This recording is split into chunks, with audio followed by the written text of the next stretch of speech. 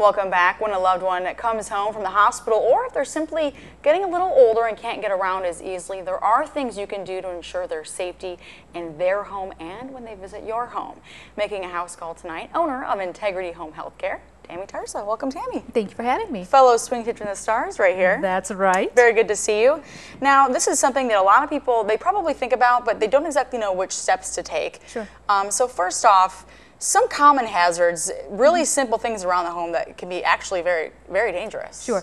Things like rugs, area rugs in the bathroom, they're not only can be slippery, but they're also a tripping hazard if someone has a little bit of shuffle to their gait, or if they have a walker, they can rub up against that and trip and fall. That's scary because, I mean, we all have a throw rug. We sure do. Yeah, and in the bathroom particularly, because oftentimes, the bottom may be worn out, and so it's very slick.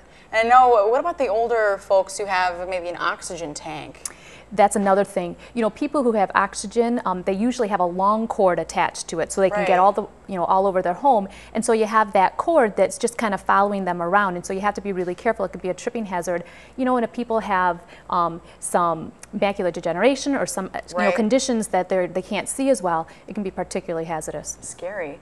Now, you're talking about rugs. I mean, the bathroom is one area. It's scary if you're older and you can't get around easily. I mean, it's slippery. It can be slippery. Yes, it can be, and it can be difficult to maneuver. A lot of times bathrooms are narrow, and so if someone has a walker, it can be hard to maneuver that walker in so you have that stability when you're walking.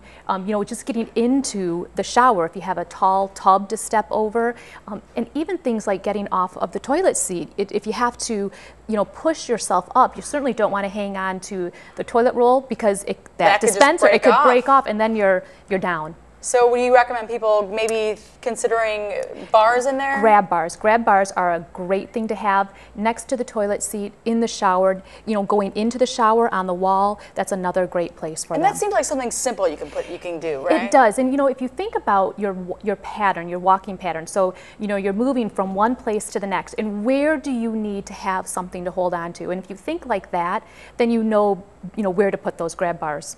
Now, one of the really scary things, I know there's done a lot of studies, is smoke detectors, and I know a lot of times we don't hear them anyway. Right. But for older people with hearing aids or hearing problems, that's very scary to think about. Yes, and they make smoke detectors specifically for people who have hearing impairments, and they'll flash. I didn't know that. That's interesting. Yep. It must flash pretty bright, I'm sure. Yes, it's like a disco flash, so you can't miss it. Yeah. So get one of those if you folks out there have someone who is hard of hearing. And what about an escape route?